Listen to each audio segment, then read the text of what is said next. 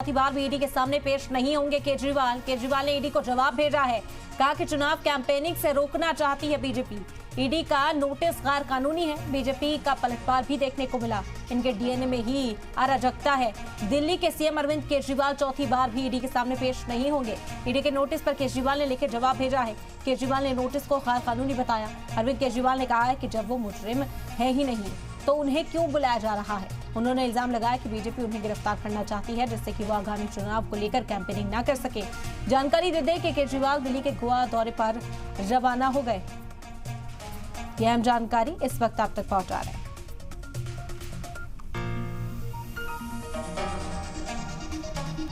जब दिल्ली के मुख्यमंत्री अरविंद केजरीवाल जी को ईडी से पहला समन आया था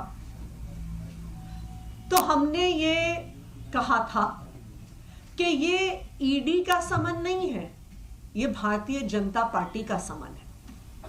और आज इस बात को भारतीय जनता पार्टी के एक प्रवक्ता ने प्रेस कॉन्फ्रेंस करके साबित कर दिया, क्योंकि आज वाले ईडी समन के बाद भारतीय जनता पार्टी के प्रवक्ता गौरव भाटिया जी ने प्रेस कॉन्फ्रेंस करी और कहा कि ईडी अरविंद केजरीवाल जी को गिरफ्तार करेगी, ईडी अरविंद केजरीवाल जी को जेल में डालेगी।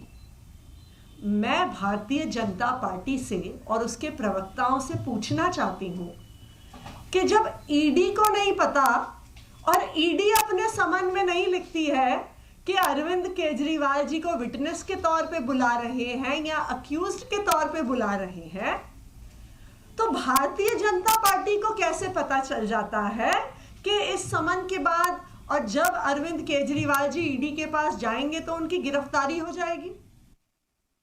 जांच एजेंसी समन देके बुलाए और वो जांच एजेंसी से कहे ये बताओ समन वापस लोगे या नहीं।